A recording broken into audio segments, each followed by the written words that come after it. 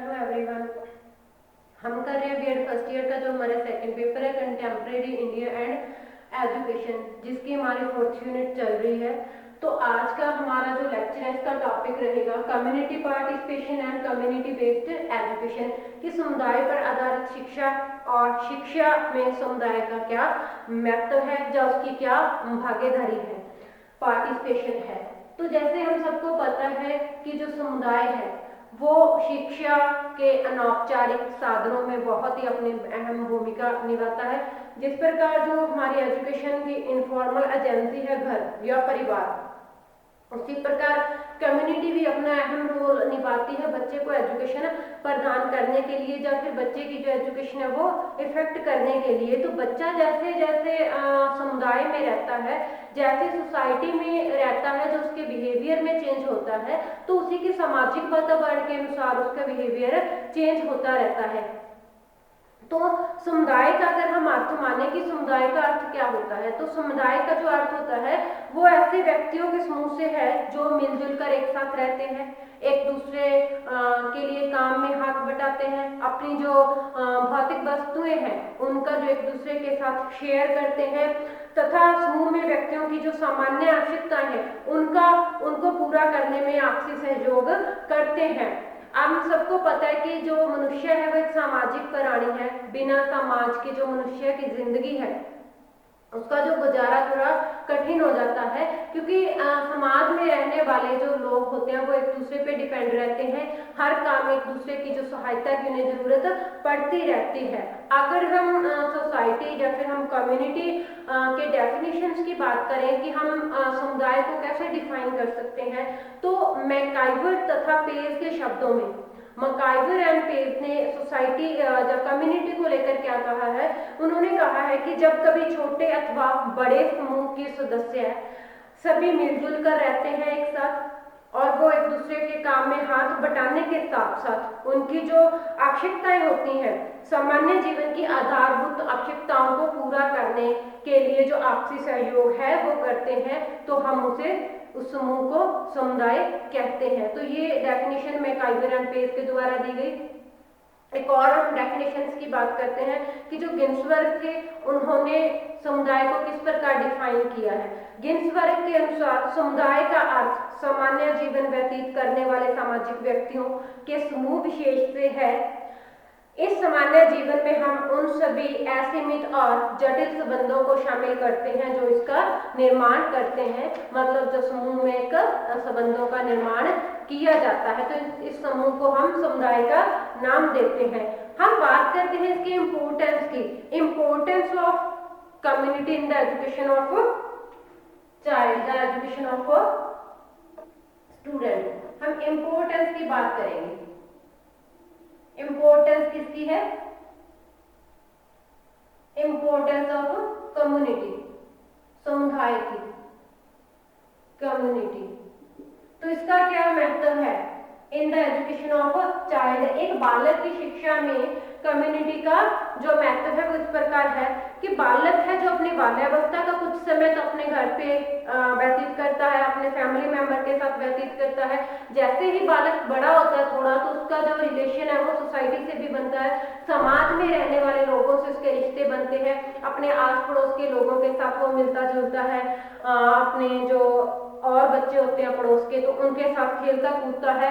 तो ये अपने घर की दहलीज को पार करते ही जो बालक होता है वो समुदाय में पहुंच जाता है, तो वहां वह समुदाय में परिवार में सीखे हुए ज्ञान को परिमार्जन करता है। जैसी शिक्षा बच्चा अपने परिवार में सीखता है तो वो बच्चा उस शिक्षा को जाकर आगे समुदाय में प्रयोग करता है। जैसी फैमिली में बच्चा रहता है तो उसी तरीके का बच्चे को ज्ञान मिलता है और उसी ज्ञान को आगे जाकर वो समुदाय में उस ज्ञान की झलक उसके बिहेवियर से मिलती है। जब बच्चा समुदाय में जाता है तो बालक की वेशभूषा, रहन सहन, उसका बोल चाल, उसका खाने पीने का तरीका, तो ये सब इफेक्ट होता है, घर से इफेक्ट होता है, उसके समुदाय से इफेक्ट होता है। क्योंकि अगर समुदाय में हम एक ही कल्चर के लोगों की बात करें तो एक से ज्यादा कल्चर के लोग भी हो सकते हैं, तो सेम कल्चर वाले लोगों की वेशभूषा, उनका जो खाने पीने का तौर तरीका, उनका बात करने का जो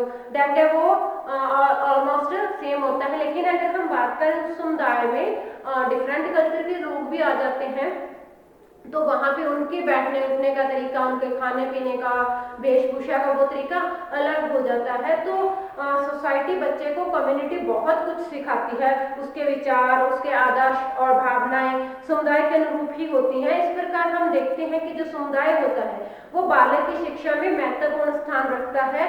यह बालक की शिक्षा को आरंभ से ही प्रभावित करता है, क्योंकि बच्चा जो स्कूल में टाइम स्पेंड करता है, वहां से जो शिक्षा लेता है, उस शिक्षा कितनी % तक वही शिक्षा उसके दिलो दिमाग पर रहती है वो सोसाइटी में जाने के बाद पता चलता है। कई बार क्या होता है कि बच्चा अगर सोसाइटी में जिसमें रहता है तो उसका जो प्रभाव है वो बच्चे पर ज्यादा हो जाता है। तो हम कह सकते हैं कि जो कम्युनिटी है, जो समुदाय है, वो बच्चे की एजुकेशन पे बहुत ज्यादा प्रभाव डालती है।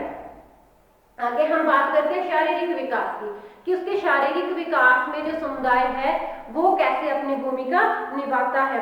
देखो, हर एक समुदाय के जो लोग हैं वो चाहते हैं कि उनके बच्चे हष्ट पुष्ट रहें, उनके बच्चे स्वस्थ रहें। तो बालकों के शारीरिक विकास पर जो समुदाय है वो अलग अलग तरीकों से प्रभाव डालता है। सबसे पहले तो बात ये आती है कि जो बच्चे होते हैं वो अपने बड़ों से देखकर सीखते हैं, चाहे वो घर के फैमिली मेंबर हो, चाहे वो उसके समुदाय में रहने वाले लोग हों। तो जैसी वहां की स्थिति होगी, जैसी शिक्षा वो वहां पे ले रहा है, जैसा बाकी लोगों को देख रहा है, वैसे ही वो उस लोगों बच्चे की जो आदतें बन जाती हैं। अगर हम उदाहरण के तौर पर बात करें, अगर समुदाय के लोग या घर के लोग साफ सफाई रखना पसंद करते हैं तो डेफिनेटली बच्चा भी साफ सफाई रखना पसंद करेगा और उसके अंदर जो अच्छी आदतों का विकास होगा जो उसके स्वास्थ्य के लिए बहुत ही ज्यादा जरूरी होती हैं। बाकी हर एक समुदाय के लोग अपने बच्चों को हष्ट-पुष्ट बनाने के लिए, उनका स्वास्थ्य अच्छा रखने के लिए पार्कों का निर्माण करते हैं, वो जो खेल के मैदान हैं उसका निर्माण करते हैं, व्यायामशाला बनवाते हैं, जिम वगैरह की जो अरेंजमेंट है वो अपने बच्चों के लिए करवाते हैं, ताकि उनके जो बच्चे हैं वो फिजिकल एक्सरसाइज है, वो इंडोर एक्टिविटी चाहे आउटडोर एक्टिविटीज हो, उसमें एक्टिव रहें, ताकि वो अपने बच्चे को स्वस्थ देख सकें और उस स्वास्थ्य पर बच्चों के अच्छा प्रभाव पड़ सके। आगे हम बात करते हैं शिक्षा के क्षेत्र में समुदाय का उत्तरदायित्व। हमने इम्पोर्टेंस की बात की एजुकेशन के रिगार्डिंग, और फिजिकल जो उसका जो हेल्थ है उसको लेकर समुदाय की बात की।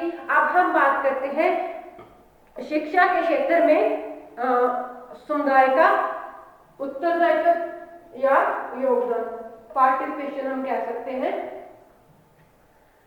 शिक्षा के क्षेत्र में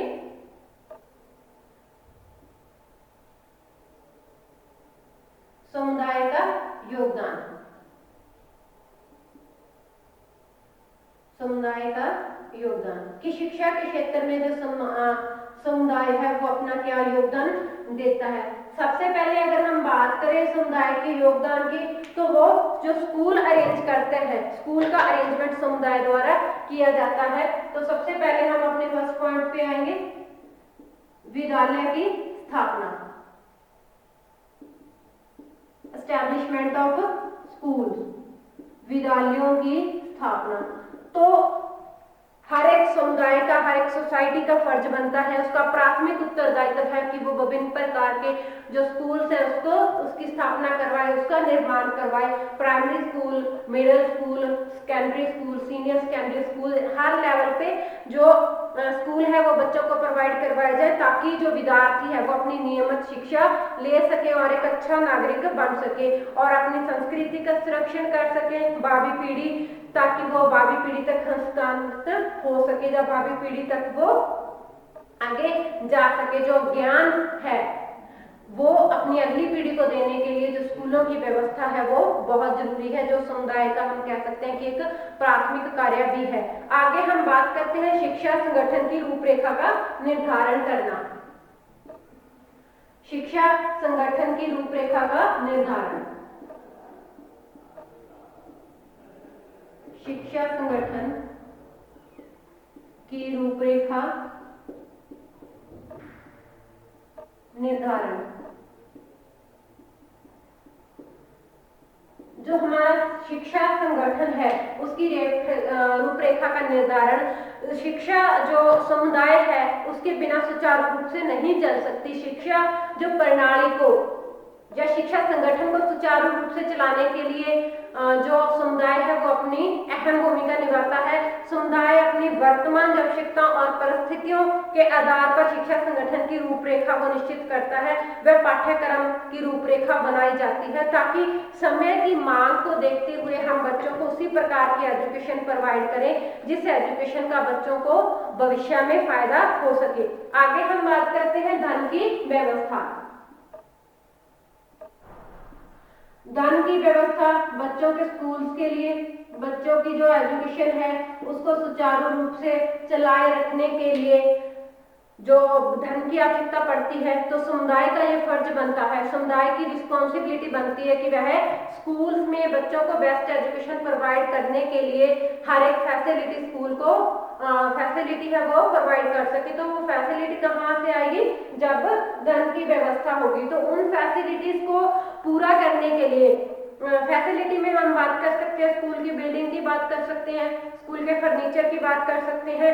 वहाँ पे जो अगर गवर्नमेंट की तरफ से परमानेंट कोई टीचर्स या फिर कोई पीएन वगैरह नहीं है तो समुदाय की भी जिम्मेदारी है कि वो उसके लिए धन की व्यवस्था करके वहाँ पे जिस टीचर की कमी है या जिस कर्मचारी की कमी है तो वहाँ पे उसको अपॉइंट कर सके। तो ये सारी सुविधाएं स्कूल को प्रोवाइड करने के लिए, अपने बच्चों की अच्छी शिक्षा के लिए तो समुदाय है वो कुछ तो खुद अपनी तरफ से धन का अरेंजमेंट करता है और कुछ सरकार से जो अनुदान की व्यवस्था है उसे लेने का जो प्रयत्न है वो करता है। इसके लिए वह अपने सोसाइटी के लोगों से भी पैसा इकट्ठा करता है और सरकार से भी पैसे की जो मांग है वो समुदाय द्वारा की जाती है समय समय पर। आगे हम बात करते हैं व्यावसायिक एवं औद्योगिक शिक्षा की व्यवस्था। हम फोर्थ पॉइंट पे आते हैं, व्यावसायिक एवं औद्योगिक शिक्षा की व्यवस्था। हमारी जो सिस्टम है एजुकेशन सिस्टम उसमें जो वोकेशनल एजुकेशन है उसकी बहुत ज़्यादा जो नीड है, बहुत ज़्यादा ज़रूरत है बच्चों को एक अच्छी एजुकेशन प्रदान करने के लिए। तो जो हमारा समाज है, हमारा जो समुदाय है उसकी ड्यूटी बनती है कि वो हमारे एजुकेशन में बच्चों को व्यावसायिक और जो औद्योगिक शिक्षा है उसका महत्व के बारे में बताए। समुदाय अपनी आवश्यकता और जरूरतों के अनुसार या परिस्थितियों के अनुसार विभिन्न प्रकार के जो व्यावसायिक और औद्योगिक विद्यालय हैं उसकी स्थापना करने में बहुत ही ज्यादा सहायता करता है, जिससे बालक अपनी रुचि और अपने सामर्थ्य के अनुसार व्यावसायिक या फिर औद्योगिक क्षेत्र में और तकनीकी जो शिक्षा है वो प्राप्त कर सके ताकि वो आगे अपने भविष्य में एक अच्छे रोजगार की तलाश में उसे भटकना ना पड़े और एक अच्छा रोजगार है उसे मिल जाए। तो उसकी जो अच्छा रोजगार उसकी जो आवश्यकताएं हैं, जो एक सामान्य जीवन की आवश्यकता है वो भी पूरी करेगा और उसके जीने के तरीके को भी सुधारेगा। तो इस प्रकार जो कम्युनिटी है उसकी रिस्पॉन्सिबिलिटी होती है, जो उसका योगदान होता है व्यावसायिक शिक्षा की औद्योगिक शिक्षा की व्यवस्था करना। आगे हम बात करते हैं शिक्षा के अनौपचारिक साधनों की व्यवस्था करना।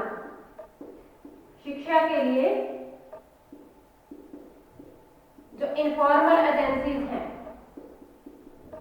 अनौपचारिक जो साधन है वो चाहे लाइब्रेरी है, चाहे वो न्यूज़पेपर है, चाहे वो पत्रिकाएं हैं, उन सभी साधनों की व्यवस्था करना ताकि जो बच्चे अपनी रेगुलर स्टडी नहीं कर सकते, जब फॉर्मल एजुकेशन नहीं कर सकते, वो इनफॉर्मल एजुकेशन प्राप्त कर सके। तो डिफरेंट टाइप के जो इनफॉर्मल वेज हैं या फिर इनफॉर्मल जो एजेंसीज हैं वो बच्चे को समय पर प्रोवाइड की जाए, जिससे जो बालक, अगर हम स्कूलिंग की बात करते हैं, बहुत सारे जो बच्चे हैं वो अपनी जो स्कूलिंग है, जब स्कूल की जो एजुकेशन है वो कंप्लीट कर लेते हैं, लेकिन अगर हायर एजुकेशन के लिए जाते उनके पास पर्याप्त फाइनेंशियल जो स्टेटस होता है वो अच्छा नहीं होता, या फिर किसी काम की वजह से भी वो नहीं जा पाते। तो इसलिए जो ज़्यादातर बालक स्कूल नहीं जा सकते, फॉर्मल एजुकेशन नहीं प्राप्त कर सकते, तो उनके लिए पुस्तकालयों, वाचनालयों, चलचित्रों, संगीत कला आदि जो अनौपचारिक साधन है, इन जो इनफॉर्मल वेज हैं एजुकेशन प्राप्त करने में, तो उनकी जो व्यवस्था है वो सोसाइटी के द्वारा या फिर वो कम्युनिटी के द्वारा की जा सकती है। तो ये था समुदाय का योगदान कि किस किस एरिया में एजुकेशन के रिगार्डिंग जो कम्युनिटी है अपना पार्टिसिपेशन कर सकती है, जो कम्युनिटी है अपना जो इम्पोर्टेंट रोल अदा कर सकती है। हम आगे बात करते हैं relationship between community and school. Relationship between community and school की जो विद्यालय है और समुदाय है उनका आपस में क्या संबंध है, स्कूल का और समुदाय का आपसी जो रिलेशनशिप है वो क्या है, विद्यालय एवं समुदाय का संबंध।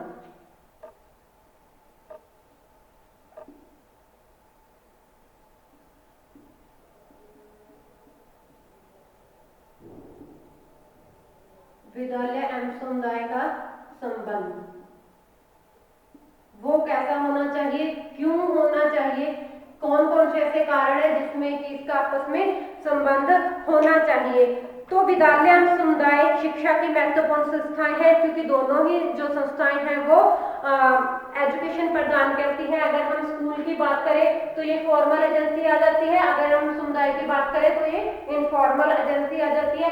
ये फॉर्मल वे में फॉर्मल एजुकेशन प्रदान करती है और ये इनफॉर्मल एजुकेशन इनफॉर्मल रूप में प्रदान करती है। या समुदाय की जो जिम्मेदारी बनती है वो बच्चे को एक अच्छी शिक्षा देने की बनती है, उनका सामाजिक विकास करने को बनती है, उसका जो नैतिक विकास है वो जिम्मेदारी है वो समाज के अंदर भी आती है कि समाज के लोग अपने बच्चों का सामाजिक विकास पर ध्यान दें, उनके नैतिक विकास पर, उनके शारीरिक विकास पर ध्यान दें। जिस प्रकार समुदाय विद्यालय को सहायता प्रदान करता है उसी प्रकार विद्यालय भी जो समुदाय की सहायता करता है, जैसे कि पाठ्यक्रम का विकास अच्छे सर्वेक्षण कार्यक्रमों द्वारा किया जाना चाहिए। विद्यालय ऐसे कुशल नागरिकों का, जो कुशल व्यक्तियों का निर्माण करते हैं जो समुदाय की आवश्यकता में योगदान अपना देते हैं। जो समुदाय की कुशल जो समुदाय की विद्यालय के बीच दोहरे मार्ग का संबंध होता है, मतलब विद्यार्थी के लिए जो विद्यालय से सोसाइटी या कम्युनिटी और कम्युनिटी से स्कूल, इन दोनों का अच्छा संबंध होना बहुत ज्यादा जरूरी है। अगर इन दोनों में अच्छा संबंध नहीं होगा तो जो विद्यार्थी है, विद्यार्थी की जो स्टडी है उस पर इफेक्ट होता है, उस पर उसका असर पड़ता है। अगर हम बात करें कि अगर समुदाय और जो विद्यालय है, समुदाय और स्कूल के संबंध अच्छे हैं तो जो विद्यार्थी का विकास है वो किन किस एरिया में जो विकास है वो अच्छे से हो सकता है। तो विद्यार्थी की जो ऑल ओवर डेवलपमेंट है उसमें इन दोनों का आपसी सहयोग कहाँ कहाँ पे जो अपना योगदान निभाता है। सबसे पहले हम बात करते हैं मानसिक विकास पर बल। मानसिक विकास पर बल।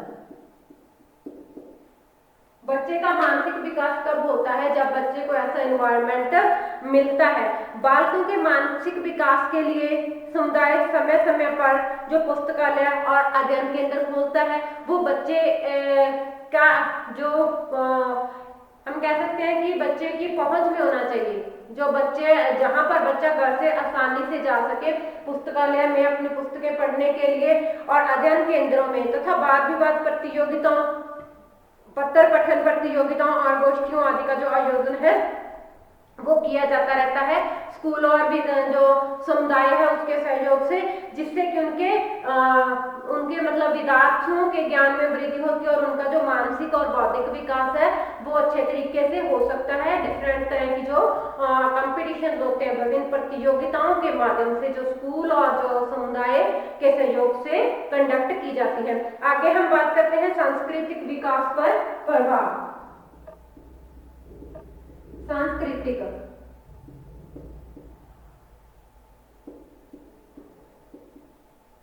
विकास पर प्रभाव। सांस्कृतिक विकास बहुत ज्यादा प्रभावित होता है समुदाय और सहयोग से, क्योंकि हर एक समुदाय का अपना अपना एक कल्चर होता है, अपना अपना एक उनका संस्कृति होती है अपनी अपनी।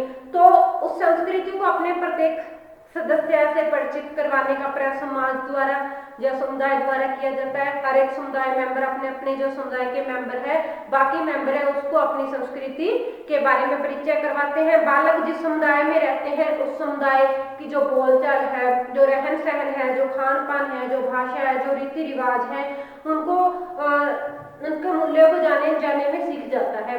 तो जब सीख जाता है तो स्कूल भी अपने अपने तरीके से समय समय पर जो कार्यक्रम है, जो कल्चरल फंक्शन है वो करवाते रहते हैं, जिससे कि कल्चर की जो संस्कृति है उसका जो संरक्षण है वो हो जाता है। आगे हम बात करते हैं चारित्रिक विकास और नैतिक विकास पर प्रभाव। चारित्रिक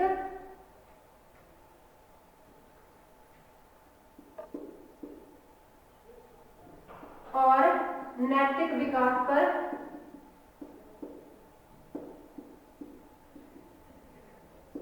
प्रभाव। चारित्रिक और नैतिक विकास पर जो प्रभाव होता है वह समुदाय का प्रभाव पड़ता है, स्कूल का प्रभाव पड़ता है। विद्यार्थी जिस प्रकार के समुदाय में रहता है, जिस प्रकार का उसको माहौल मिलता है, उसी प्रकार उसका जो व्यवहार है या फिर उसका जो करैक्टर है, जो चरित्र है, उसी प्रकार का बन जाता है। इस प्रकार समुदाय का जो प्रभाव है बालक पर दोनों उसमें पड़ता है, अच्छे में भी और बुरे में भी, क्योंकि जो प्रभाव है वो लोगों के बिहेवियर का होगा उस पर। अगर हम बात करें तो स्कूल का जो विद्यालय का काम है वो होता है बच्चे का करैक्टर, जो मोरल करैक्टर है वो बनाना। तो अगर बच्चा बाय चांस किसी गलत रास्ते पर भी जा रहा है तो समुदाय और जो स्कूल आपसी सहयोग से बच्चे का चारित्रिक और नैतिक विकास करते हैं। बच्चे को जो अच्छी अच्छी आदतें हैं वो सिखाते हैं ताकि एक अच्छे नागरिक के रूप में बच्चा सामने आ सके। आगे हम बात करते हैं सामाजिक जीवन पर प्रभाव। सामाजिक जीवन पर प्रभाव। तो सामाजिक जीवन पर सबसे ज्यादा प्रभाव किसका होता है? समुदाय का होता है। जिस प्रकार के समुदाय में विद्यार्थी रहता है या जिस प्रकार की शिक्षा वो समुदाय में देखता है, लोगों के रहन सहन, मिलजुल कर रहने की आदतों, उस पर भी क्या होता है, बच्चे पर भी वो असर है वो आता है। तो जहाँ पे जैसे माहौल में बच्चा रहता है तो उसी प्रकार से उसका जो सामाजिक जीवन है वो हो जाता है। आगे हम बात करते हैं व्यावसायिक विकास पर प्रभाव।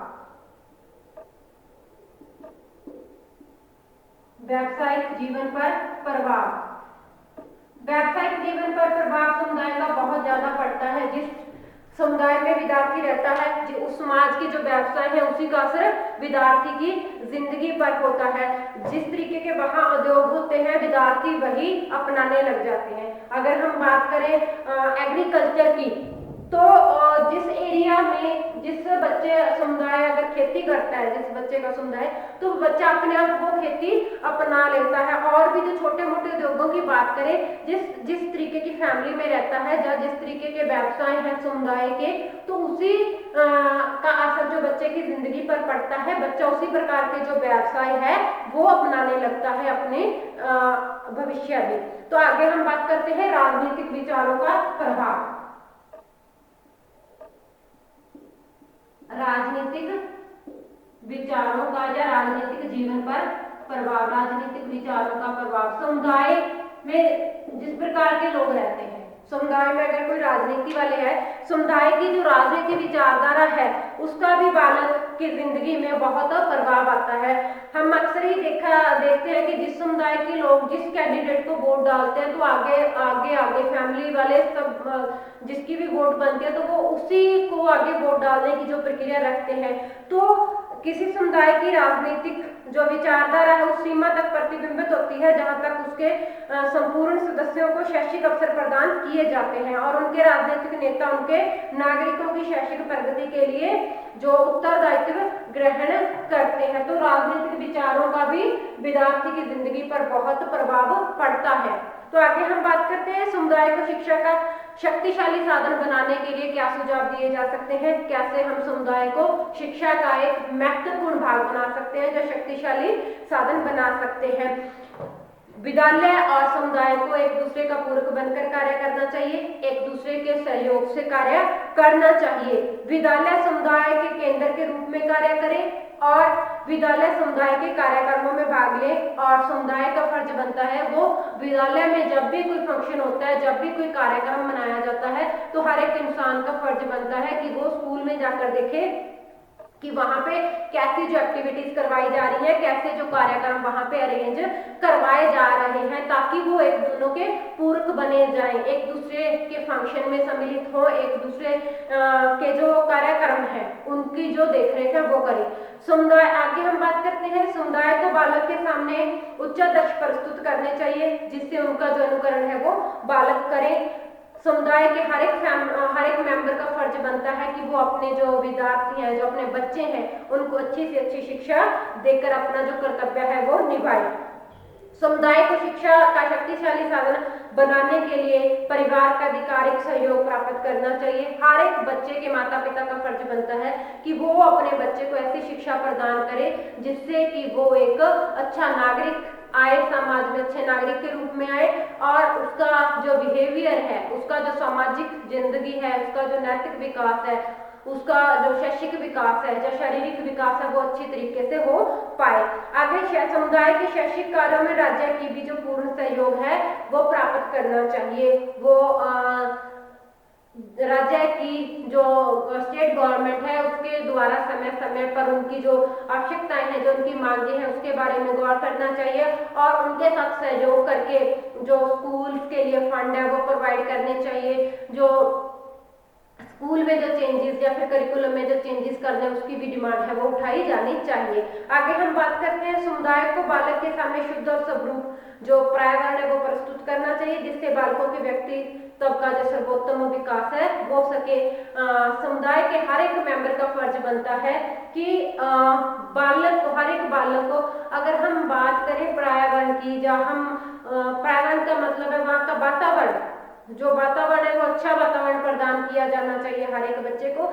बच्चे की जो ऑल राउंड डेवलपमेंट है, जो उसका सर्वांगीण विकास है, वो चाहे शैक्षिक पक्ष का हो, चाहे वो शैक्षिक पक्ष का हो, जैसे वो उसका शारीरिक विकास हो, चाहे उसका मानसिक विकास हो, चाहे उसका सामाजिक विकास हो, चाहे उसका नैतिक विकास है, हर एक विकास को पूर्ण करने के लिए विद्यालय और जो समुदाय है एक दूसरे से सहयोग से उन्हें विद्यार्थियों को शिक्षा प्रदान करनी चाहिए। तो आज का ये हमारा टॉपिक था community participation and community based education की। जो कम्युनिटी बेस्ड एजुकेशन क्या होती है, जहाँ कम्युनिटी का जो पार्टिसिपेशन होता है वो एजुकेशन के मामले में कैसा होना चाहिए, क्यों जरूरी है, और इसका बच्चे की शिक्षा पर क्या प्रभाव पड़ता है, या फिर बच्चे के व्यक्तित्व पर क्या प्रभाव पड़ता है। तो आज का हमारा ये टॉपिक यहीं पे कंप्लीट हो रहा है।